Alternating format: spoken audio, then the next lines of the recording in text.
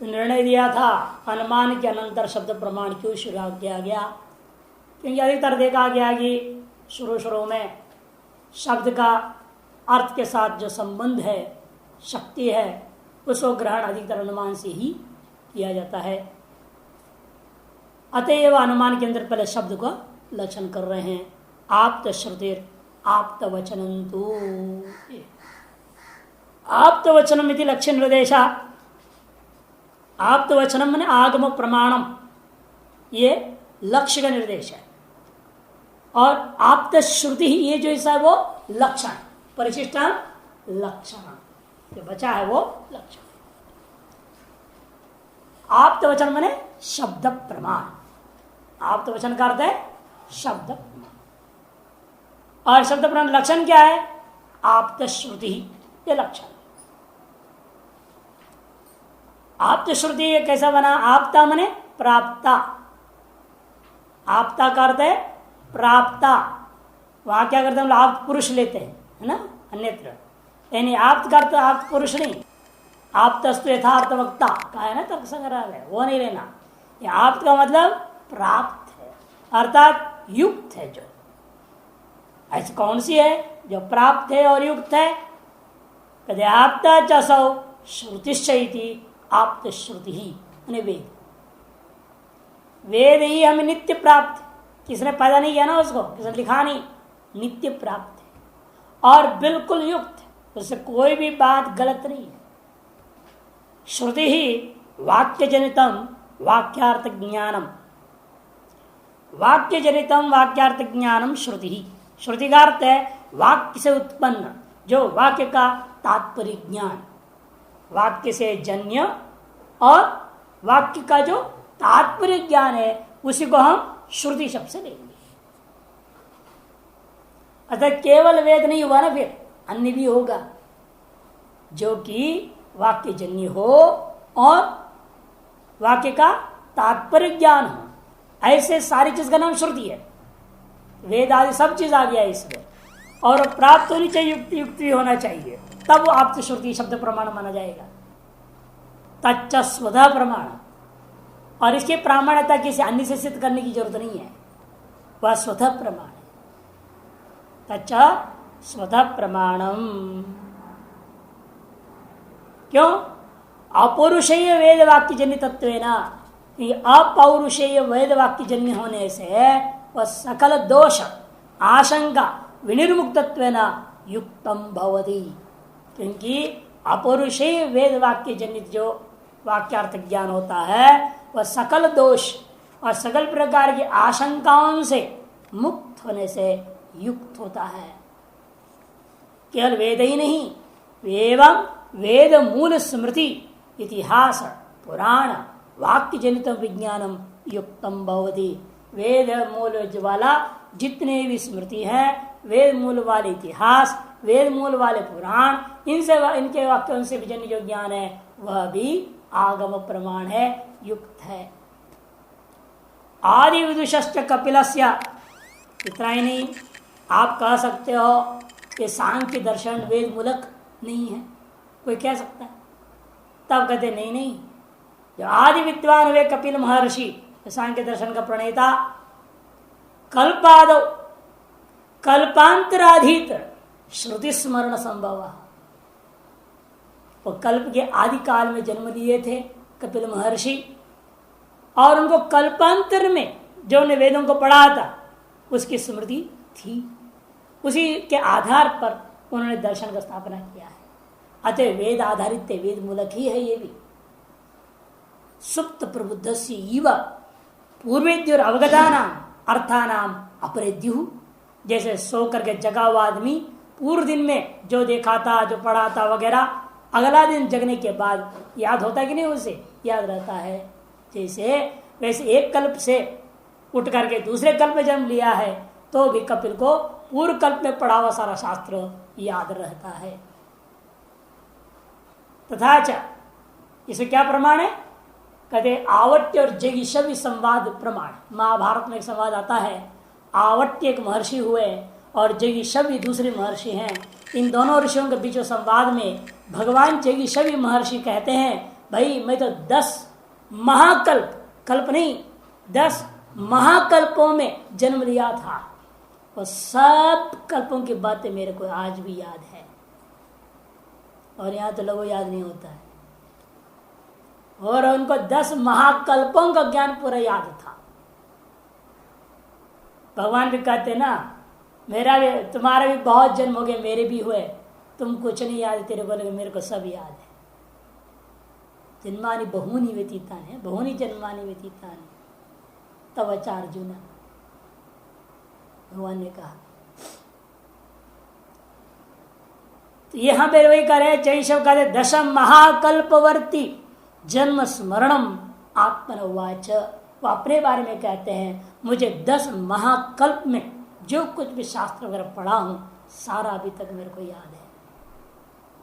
ऐसे जगीश महर्षि थे। दशसु महाकल्पेशु विपरिवर्तमानेन अनभिभूत बुद्धि सत्वेन मया इत्यादि ना ग्रंथ संदर्भेन, वहां पर उन्होंने साफ कहा है, देखो एक ग्रंथ संदर्भ वहां का हिस्सा है, पंक्ति है, व्यास भाष्य 3रे पाद 18वें सूत्र योग सूत्र में है। योग सूत्र का 3रे पाद के 18वें सूत्र में लिखा है महाभाष्य का व्यास भाष्यकार ने, दशसु महाकल्पेशु विपरिवर्तमानेन अनभिभूत बुद्धि सत्वेन मया, 10 महाकल्प बदलते गए, लेकिन मेरी बुद्धि की जो स्मृति शक्ति है कभी दबी नहीं, सदा जागरूक थी। ऐसे मुझ द्वारा कहे जा रहे ज्ञान कोई साधारण नहीं है, ऐसे जगीश्वर महर्षि बोल रहे थे। आप तक ग्रहण ना, और आप श्रुति क्यों कहा, क्या श्रुति कह देते, कहते आप शब्द ग्रहण करने से अयुक्ता, जो युक्ति युक्त नहीं है, ऐसे सारे दर्शनों का त्याग कर दिया। कौन है वे? शाक्य भिक्षु निर्ग्रंथक संसार मोचकादि नाम आगमाभासा परिहृता भवंती। ये सब शब्द प्रमाण नहीं है। कौन? शाक्य भिक्षु मने बौद्ध, निर्ग्रंथक मने जैन, संसार मोचक मने चारवाक। ये लोगों का जो उपदेश है, बुद्ध भगवान का उपदेश, जैन धर्म के उपदेश, चारवाकों का जो उपदेश है वो कोई प्रामाणिक उपदेश नहीं, आगमाभास है, अप्रामाणिक है, शब्द प्रमाण नहीं, प्रमाणाभास है। क्यों? कारण क्या है? 2 है। अयुक्तत्व चैतेषाम विगानात्, क्योंकि उनकी निंदा मनुस्मृति आदिकारों ने किया है, कहा कि इनका उपदेश ठीक नहीं करके उसकी निंदा की गई है वेद मूलक स्मृतियों में, मनु आदि के द्वारा निंदित है। दूसरा विच्छिन्न मूलत्वात्, उनके उपदेशों का मूल वेद में नहीं मिलता, वेद मूलक उपदेश नहीं है। तीसरा प्रमाण विरुद्धार्थ विधानात्, प्रमाणों के विरुद्ध अर्थों का कथन किया उन्होंने। जो प्रमाण लौकिक प्रमाण भी है, आम आदमी जो जानता है उसके भी उल्टा पुल्टा उन्होंने बोल दिया। कैश्चित् म्लेच्छादि पुरुषापसदहि पशुप्राय परिग्रहाद बुद्धव्यम, लेकिन उसको भी मानने वाली दुनिया में है, ये मत सोचो कोई नहीं है। कैश्चिदेव म्लेच्छादि, म्लेच्छादियों के द्वारा पुरुषापसदहि निकृष्ट पुरुषों के द्वारा, जो कि पशु जैसे जीने वाले लोग हैं, पशुप्राय ही, वे लोग उनके ग्रंथों को, उनके धर्मों को अपनाए हुए रहते। परिग्रहाद बुद्धव्यम, इसलिए समझना चाहिए वो अयुक्त है। मूल में जो तू शब्द आया कारिका में, तू शब्द है ना अनुमाना व्यवच्छिन्नति, तू शब्द से इसको सिद्ध करना चाहते हैं, अनुमान प्रमाण से शब्द प्रमाण भिन्न है। वाक्यार्थो ही प्रमेय न तो तद्धर्म, क्योंकि वाक्यार्थ ही प्रमेय, आप्त वचन जो वाक्य विशेष है को अनुमान से पृथक प्रमाण मानने के लिए ही यह तू शब्द का प्रयोग किया है। क्यों? जो परस्पर पदार्थ संसर्ग रूपा जो वाक्यार्थ है को प्रमेय अनुमान द्वारा ज्ञेय कहना होगा ना। आप भी यदि आप अनुमान के अंतर्गत लेना चाहोगे तो ये कर्म वाक्यार्थ ज्ञान को साध्य बनाना पड़ेगा। यदि वन्य को अनुमान से जानने का मतलब क्या, वन्य को साध्य बनाना पड़ता है। पर्वतो वन्यमान धूमात, उसी प्रकार से वाक्यार्थ ज्ञान को हमें साध्य बनानी पड़ी, तब जाकर के वो अनुमान कोटि में आएगा। तब हेतु क्या होगा उसमें, तब कहते वाक्यम मेन तत्र लिंगम भवेत, तब वाक्य ही वहां पर लिंग बनाना पड़ेगा, वाक्यात ऐसा देनी पड़ेगी। तो ये अनुमान, लेकिन ऐसा हो नहीं सकता। ये ना तत्र वाक्यम लिंगम भवेत, जिसके वजह से आप वाक्य प्रमाण को लिंग बनाना चाहते हो। नच वाक्यम वाक्यार्थम बोधेत संबंध ग्रहणम अपेक्षते, कि वाक्य वाक्यार्थ को बोध कराते हुए संबंध ग्रहण भी करा दे, मैंने व्याप्ति ज्ञान भी हो, दोनों बात नहीं हो सकता। क्योंकि वाक्य अपने वाक्य के में विद्यमान पदार्थों के अर्थ को मिलाकर के वाक्यार्थ बोध कराने के लिए किसी व्याप्ति की अपेक्षा नहीं रखता। नहीं, कोई भी वाक्य सुना आपने, अभी हम बोल रहे हैं तो आप इन वाक्यों को सुन रहे हैं, इन वाक्यों को सुन करके इसका अर्थ को जानने के लिए किसी व्याप्ति को लाना पड़ता है, क्योंकि व्याप्ति ज्ञान के बिना ही वाक्य श्रवण के अनंतर सीधे वाक्यार्थ ज्ञान हो रहा है। अतः वाक्यार्थ ज्ञान अनुमिति कोटि में नहीं जा सकता। इतना ही नहीं, जो कवि आपने सुना ही नहीं, ऐसे कविता कवि ने सुना दिया, तो क्या उस कवि की रचना का आपको अर्थबोध नहीं होगा? अर्थबोध तो होगा ना, बिल्कुल नई रचना है। पुरानी रचनाओं को तो कह सकते हैं हमने वहां ऐसे सुना थे इसलिए भी है, इसका भी ये अर्थ है, व्याप्ति कुछ न कुछ बना भी लोगे। बिल्कुल नवीन, इसे अभिनव कवि रचितस्य, नया कवि भी है, कवि भी नया आदमी, पहली बार आपके सामने कविता सुना रहा है। अभिनव कवि रचित, अभिनव कविता, अभिनव वाक्य, उस वाक्य का अदृष्ट पूर्वस्य, जिसके अर्थ को पहले कभी सुना ही नहीं था, ऐसे शब्दों को प्रयोग कर दिया, तो भी अननुभूत चर वाक्यार्थ बोधकत्वम, फिर भी जो अनुभूत नहीं है ऐसे वाक्यार्थ भी वो कह देता है, तो भी आपका अर्थबोध होता ही है। एवं प्रमाण सामान्य लक्षणेषु तद विशेष लक्षण च सत्सु यानि प्रमाणांतरण उपमान आदि प्रतिवादी अभिपेयन्ते तानि उक्त लक्षणेषु प्रमाणेषु अंतर्भवन्ते। इस प्रकार से प्रमाणों के सामान्य लक्षण हो गया, प्रमाणों के विशेष लक्षण भी बना दिए गए तीनों प्रमाण का।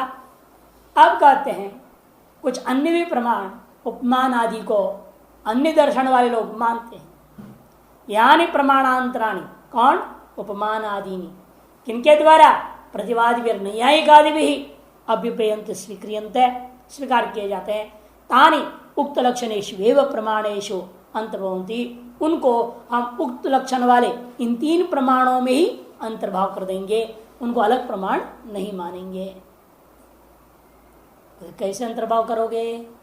समझा रहे, तथा ही उपमानम तावत, सबसे पहले उपमान प्रमाण। यथा गौ तथा गवय वाक्य है ना, गो सदृशो गवय, ये तो अधिदेश वाक्य वो लोग कहते हैं, गो सदृशो गवय। ऐसे कौन कहा? एक जंगली आदमी ने कह दिया शहरी बाबू को। ये जो वाक्य है ये तो हम शब्द प्रमाण में डाल देंगे। किस वाक्य से जन्य जो ज्ञान है क्या होगा? शब्द ज्ञान हो गया। तज्जनिता धीर आगम एव, तज्जन्य जो धी मने ज्ञान, वो आगम प्रमाण में ही हो जाता है अंतर्भाव। योपि अयम गवय शब्दों गो सदृश से वाचक प्रत्यय, लेकिन बाद में जो हुआ यह जो गवय शब्द है गो सदृश का वाचक है, ऐसा जो हम उपमिति ज्ञान कर लेते हैं ना, वो उपमिति ज्ञान भी सोपी अनुमानम में वो भी अनुमान से सिद्ध हो सकता है। क्योंकि ऐसा यो यो ही शब्द यत्र वृद्ध ही प्रयुज्यते सो असति वृत्त्यंतरे तस्य वाचक यथा शो गो शब्द गोत्वस्य, ऐसे अनुमान बना लेंगे कि जो शब्द बुजुर्गों के द्वारा जिस अर्थ में प्रयोग किया गया वह शब्द अन्यार्थ में न रहने पर, वृत्त्यंतर में अन्यार्थ में नहीं है, असति वृत्त्यंतर है, तस्य वाचक, तब तो अवश्य ही उसी वस्तु का वाचक आज भी माना जाएगा। जैसे गो शब्द का गोत्व के अंदर अर्थ को आपने माना, गोत्व का वाचक है। अनादिकाल से चले आए परंपरा, गो शब्द गोत्व का वाचक है। ये अनादि बुजुर्ग कहते रहे और आज भी वह गो शब्द गोत्व से भिन्न अर्थ में लागू नहीं होता। अतः आज भी गो शब्द गोत्व का ही वाचक है। जैसे वैसे गवय शब्द भी गो सदृश का वाचक अनादिकाल से बुजुर्ग लोग जंगल आदि में प्रयोग करते थे। उसको आज मैंने सुना तो आज भी उस शब्द का वही अर्थ होगा, गवय शब्द का गो सदृश का वाचक होगा। ऐसा अनुमान से ग्रहण कर सकते हैं। प्रयुज्यते चैव गवय शब्द गो सदृश तस्यैव वाचकः तज्ज्ञानम अनुमानम एव। चूंकि यह वाक्य शब्द लोग कहते यह गवय शब्द, गवय शब्दों गो सदृशे प्रयुज्यते, जो गवय शब्द है वो गो सदृश पिंड के लिए प्रयुक्त होता है। इति इसलिए गवय शब्द तस्यैवाचक, वह गो सदृश पिंड का ही वाचक है। इति तद्ज्ञानम, ऐसा जो ज्ञान पैदा होता है वह ज्ञान अनुमानम एवं अनुमिति ही होता है। अतएव अतिदेश वाक्य हो गया आगम प्रमाण के अंतर्गत, अतिदेश वाक्य आगम प्रमाण के अंतर्गत हो गया। और उपमिति ज्ञान जो आप बोल रहे थे वो अनुमिति ज्ञान में अंतर्गत हो गया। लेकिन वो जो गवय पिंड को देखा, देखकर उसमें जो बोल रहा है वो क्या होगा? तब कहते हैं यत्तु गवयस्य चक्षु सन्निकृष्ट गो सदृश ज्ञानम, चक्षु से सन्निकृष्ट गवय पिंड में जो गो सदृश ज्ञान कर लेता है वो क्या ज्ञान है? तत्व प्रत्यक्ष में, उसको तो प्रत्यक्ष कोटि भी ले लूंगा। अति उपमान प्रमाण तीन भाग में बढ़ गया। अतिदेश वाक्य आगम में चला गया, उपमिति वाक्य अनुमान में चला गया, और बीच में जो ग्रहण कर रहा था पिंड में शक्ति ग्रह कर रहा था वो किसमें गया? प्रत्यक्ष प्रमाण। अतएव स्मर्यमाणायाम गवि गवे साक्ष ज्ञान प्रत्यक्ष, जो स्मर्यमान गौ में भी गवे के साथ जो ग्रहण किया, स्मरण आ रहा है गौ, देख रहा है किसको? गवई, और कह रहा है वो अनेन सदृशी मदिया गौ, मेरी गाय घर में है वह कैसी है? इस पिंड के सदृश है। ऐसे स्मरण कर रहा है, केवल गाय सामने नहीं है, गाय सामने में है क्या? नहीं, जो स्मर्यमान गौ में जो गवे की सहजता का ज्ञान कर लिया वो भी प्रत्यक्ष कोटि में ही लेना चाहिए, क्योंकि सामने गवे पिंड प्रत्यक्ष है। और अगर अनेन सदृशी बोल रहे ना, अनेन, इसलिए प्रत्यक्ष कोटि में चला जाता है वो भी नहीं। अन्यत गवि सादृशम अन्यच्च गवय, गौ में जो सादृशता गवय का और गवय में जो गौ की सादृशता है वो दो भिन्न चीज नहीं है। गौ में गवय की सादृशता और गवय में गौ की सादृशता जो है वो क्या है? भिन्न भिन्न नहीं होता। जैसे चंद्रमुखी कह दिया, वो लड़की का चेहरा और चंद्रमा दोनों है या नहीं? अब उन दोनों में चंद्र की सादृशता मुख में देख रहे हो या मुख की सादृशता चंद्रमा में देखो, फर्क नहीं पड़ता, दोनों ही चीज की सादृशता दोनों में रहने वाला कुछ समान धर्मों को लेकर के होती ना। तद भिन्न सती तदगत भूयो धर्मवत्तम सादृशत्वम, ये लक्षण है। इसलिए कहते हैं वह सादृशता भी एक ही होता है। क्यों? भूयो अवयव सामान्य योगो ही जात्यंतरवर्ती जात्यंतर सादृश्य उच्चता है कि एक जाति वाली वस्तुओं में विद्यमान अनेकों अवयवों की सदृशता जब दूसरे जाति वाले वस्तु में दिखाई देता है तब हम सादृश्यता को ग्रहण करते हैं। अवयवों का, कहीं गुणों का है कि नहीं, कहीं क्रिया को लेकर के सादृश्यता होनी चाहिए। सामान्य योगश्च एक सचेत गवे प्रत्यक्षो गवीयपि तथा, और सामान्य योग जो है दोनों में एक समानता हो तभी तो सादृश्यता देखोगे। ये समानता ना हो तो फिर सादृश्यता कैसे होगी? अब वो काली हो उसको बोल दो अरे भाई तो बर्फ जैसे एकदम मक्खन जैसी दिख रही है बोल दोगे, वो एकदम काली है कोयला जैसे, और उसको मक्खन जैसे बोलो कोई साधे साधा बैठेगा। अब काली है उसको बोलो हाँ भाई ये जो है जला हुआ कोयला जैसा है, बिल्कुल काली कोयला भी नहीं है लेकिन जला हुआ कोयला जैसे कहो तो कुछ सदस्यता बैठता ही। तीसरे कहते हैं कि सादृश्यता सामान्यता को देख करके होता है, वो सामान्य का जो योग है वो दोनों में एक ही होगा। इसलिए गवय में प्रत्यक्ष गव्य पीता था तो गौ में भी वैसे ही दिखाई देना चाहिए, और गौ में प्रत्यक्ष हुआ तो गवय में वैसे आप ग्रहण करोगे सादृश्यता। इसलिए नौपमान से प्रमेयांतर अस्ति, इस उपमान के लिए कोई प्रमेयांतर विषय नहीं रह गया। यत्र प्रमाणांतर उपमान भवेद, जिसके विषय में प्रमाणांतर एक उपमान को स्वीकार करना पड़े, इति न प्रमाणांतर उपमानम, इसलिए उपमान को प्रमाणांतर नहीं माना जाएगा। तब कहते चलो अर्थापत्ति को तो प्रमाणांतर मानना चाहिए, नहीं एवं अर्थापत्र पे न प्रमाणांतरम, अर्थापत्ति को भी हम पृथक प्रमाण नहीं मानते हैं। क्यों? अर्थापत्ति का दृष्टांत क्या है? प्रसिद्ध दो दृष्टांत ही प्रसिद्ध होता है, जीवी देवदत्ता या जीवी चैत्र, जीवी चैत्र जिंदा जो चैत्र, बहिसत्व बाहर है, क्यों? गृह अभावात, गृह में न होने से। यह अनुमान के अंतर्गत हो सकता है, लेकिन उनका क्या ना ये अर्थापत्ति। जीवित जो चैत्र है वो बाहर है। निर्णय कैसे लिया? क्योंकि घर में नहीं था। घर में नहीं है तो मतलब कहीं बाहर तो गया होगा, मार्केट गया होगा, कहीं गया होगा, गंगा जी गया होगा।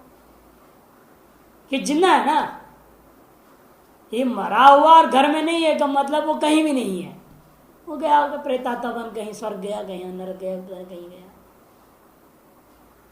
इन घर से बाहर बाजार या गंगा तट कहीं गया है ये आप नहीं कह सकते। इसलिए हम लोग क्या कहते हैं? जीवी चैत्र, जीविता चैत्र, वह बहिसत्व को अर्थापत्ति से लेते हैं। अथवा देवदत्तो दीवान भूंगते, तीनों देवदत्त। कैसा देवदत्त हो? मोटा देवदत्त, मोटा तगड़ा ताजा है, तीनों देवदत्त। आप बोले कोई कहे दिन में नहीं खाता, आप क्या अर्थ करोगे उसका? रात्रि भोजन खाता है, रात्रि में जरूर खाता पीता है। बिना कभी खाए पिए वाला कैसे मोटा थोड़ा? तो मोटा ताजा है का मतलब वो बढ़िया खाता पीता है, ऐसा दिखता है। बीमारी से हो तो बात अलग चीज है, सामान्य कथन। देखिए तथा ही जीवदश्चैत्र से गृह अभाव दर्शनेन बहिर्भाव से दृष्ट कल्पनम अर्थापत्तिरभिमता वृद्धानाम।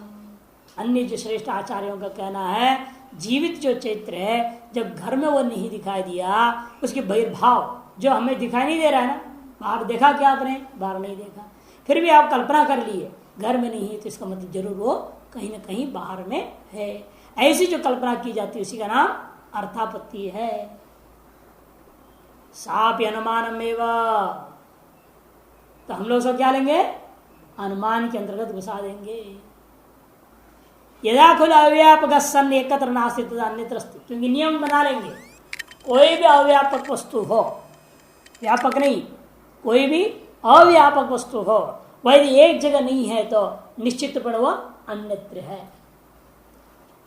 जो कोई भी अविनष्ट अव्यापक वस्तु, विनष्ट की बात नहीं कर रहे, अविनष्ट अव्यापक जो वस्तु होगा वह यहां नहीं है तो निश्चित रूप वो अन्यत्र है।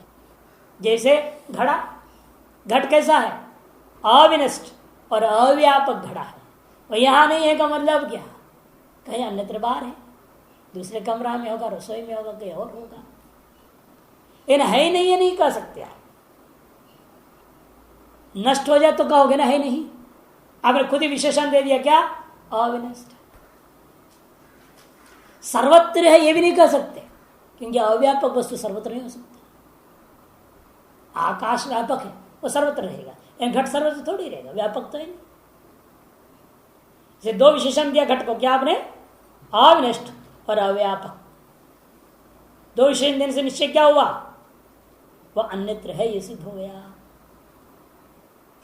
यदा खलु अव्यापक सन एकत्र नास्ति, एकत्र नहीं है, तदा अन्यत्र स्थित अन्यत्र सिद्ध हो गया। इसी प्रकार जो आदमी है चैत्र, वो भी क्या है? अव्यापक है ना। और कैसा है वो? जीवित है का मतलब अविनष्ट भी है। अच्छा क्या अर्थ होगा उसका? वो अन्यत्र है सिद्ध हो जाएगा, वो अन्यत्र है ये सिद्ध होगा। यदा अव्यापक एकत्र अस्ति, और यदि अव्यापक वस्तु एकत्र है तथा अन्यत्र नास्ति कहना पड़ेगा। यदि घट यहां है तो वह घट अन्यत्र नहीं है कहना पड़ेगा। इसे हमेशा कोई भी अविनष्ट अव्यापक वस्तु हो, वह एकत्र है तो अन्यत्र नहीं है, एकत्र नहीं है तो अन्यत्र है, यह मानना पड़ेगा। सुकर अरे व्याप्ति ग्रह कहां ग्रहण करोगे? स्व शरीर एवं व्याप्ति ग्रह। अपने शरीर को ही देख लो ना, आपका शरीर कैसा है? मरा नहीं है, अविनष्ट है ना, और अव्यापक है। पूरी दुनिया में तो फैला हुआ नहीं है आपका शरीर, अव्यापक तो है ही है। तो आपका शरीर अविनष्ट है और अव्यापक है। अव्यापक साफ सिद्ध हो जाए, थोड़ा भी व्यापक होने लग जाए तब परेशान हो जाते हो। थोड़ा फैलने लग जाए, चाहे मोटे होने लग जाए, आप क्या हो जाओगे? परेशान नहीं हो जाओगे? मोटा होने और कई परेशानी, कुछ अच्छाई भी कुछ बुराई भी है, लेकिन परेशानी ज्यादा ही है। उठने बैठने चलने सब में परेशानी।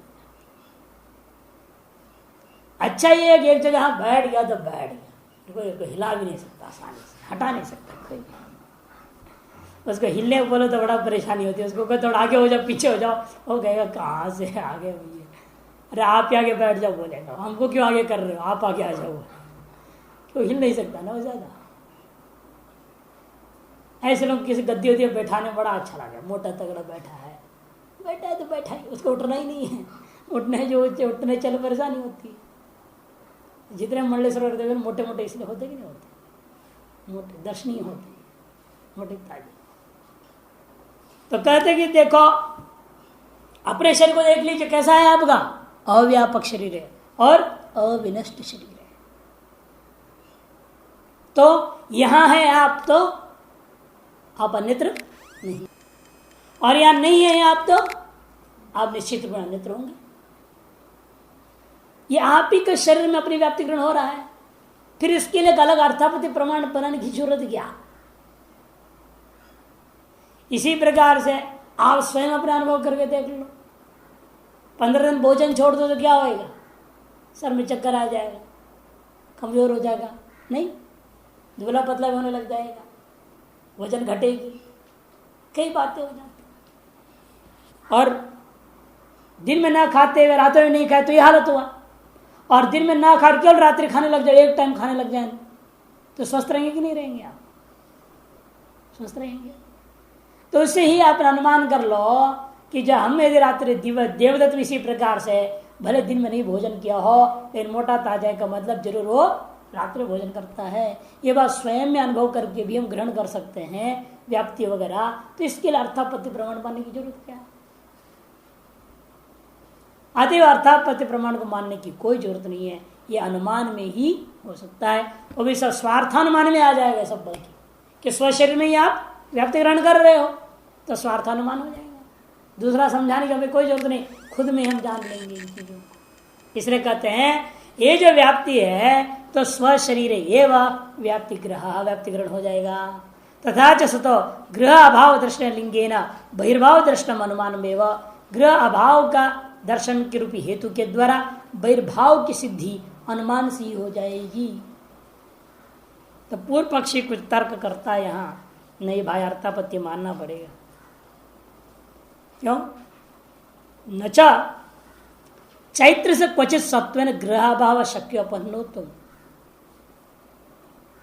क्योंकि कहीं विद्यमान होने के कारण उसका घर में न होना बाधित हो जाता है। कोई कह सकता है घर में नहीं है, ये बात बाधित होती है यदि वो अन्यत्र है। तो और पक्ष बिल्कुल गलत बोल रहा है कि परस्पर विरोधी हो तब न बाधित होगा। जैसे वन्नी अनुष्ठा कहते हैं कोई, तो बाधित हो जाता है। वन्नी अनुष्ठा किसने कर दिया? अग्नि ठंडा होता है। अनुष्ण का मतलब क्या? ठंडा।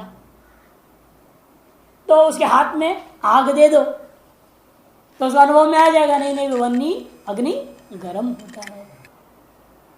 तभी हम मानेंगे बाधित होना ना। बाधित होने का मतलब क्या? जिस साध्य को पक्ष में सिद्ध करने जा रहे हो वह साध्य के अभाव अन्य प्रमाण से सिद्ध हो जाए।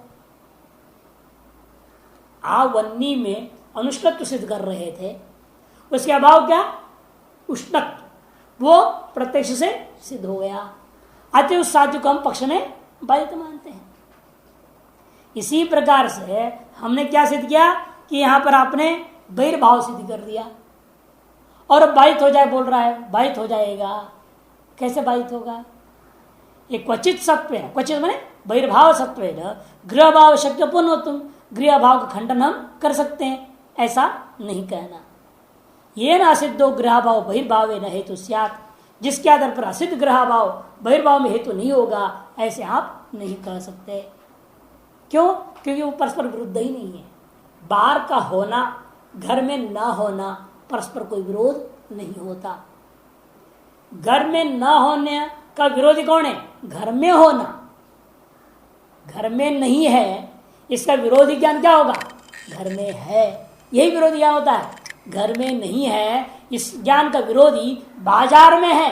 ये जो ज्ञान है घर में नहीं है, इस ज्ञान का विरोधी नहीं है। समझ में आ रही ना? घर में नहीं है इस ज्ञान का विरोधी ज्ञान कौन हो सकता है? घर में है, यही विरोधी होता है। बाजार में है, अन्यत्र है, कहीं न कहीं है, ये जो ज्ञान होते हैं ये घर में नहीं है, इस ज्ञान के विरोधी ज्ञान नहीं है। नियम क्या है? तदवत्ता प्रतीति प्रति तद अभावत्ता प्रति प्रतिबंधक, तद अन्यत्र सत्ता प्रतीति प्रतिबंधक नहीं है। नच गृह अभाव सत्व गुण्यते, और गृह अभाव के द्वारा सत्व सामान्य का निषेध भी नहीं कर सकते। घर में नहीं है तो मर गया, ऐसे थोड़ी अर्थ लोगे। आप देवदत्त के घर गए, देवदत्त घर के दरवाजे खटखटाए, है ना?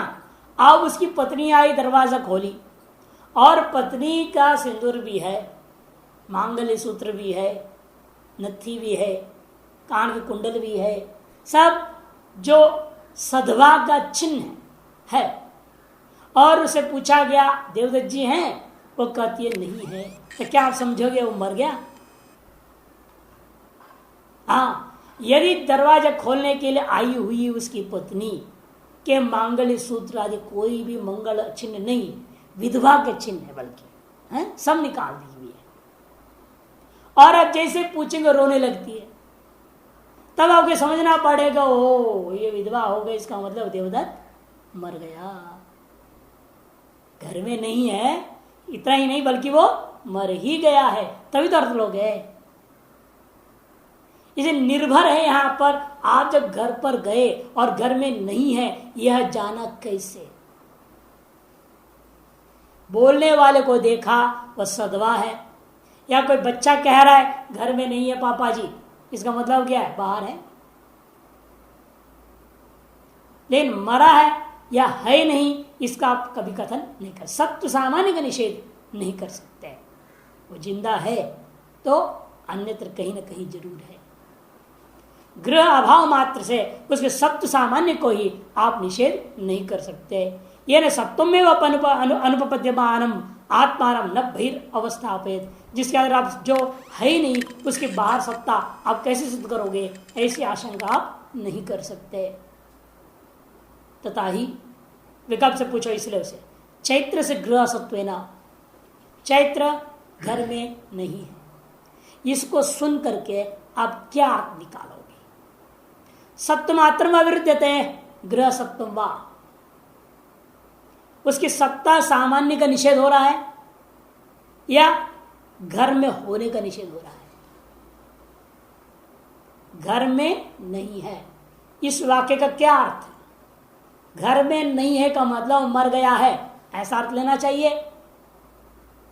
अथवा घर में नहीं है इसका अर्थ है घर में है इसका विरोधी ज्ञान होगा। घर में है इसका विरोधी ज्ञान, घर में नहीं है अतः बिल्कुल ही नहीं, मर गया, ऐसा अर्थ है घर में नहीं है इस वाक्य का। घर में नहीं है, इस वाक्य का क्या अर्थ लोगे? दो ही अर्थ हो सकता है।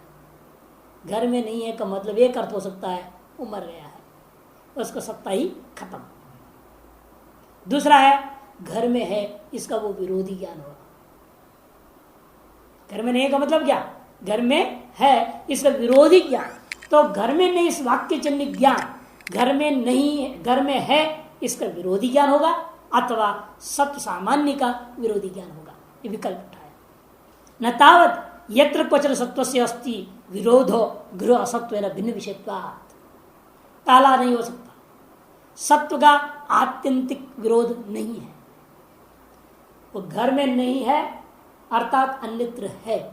अन्यत्र जो अस्तित्व है, अन्यत्र उसकी जो सत्ता है, उसका गृह में असत्ता के साथ कोई विरोध नहीं है। क्यों? दोनों का विषय अलग अलग है। कि सत्ता सामान्य व्यापक है और जिस सत्ता को निषेध कर रहे हो गृह मात्र में निषेध कर रहे हो। गृह मात्र में निषेध की हुई सत्ता सर्वत्र निषेध नहीं कर सकते।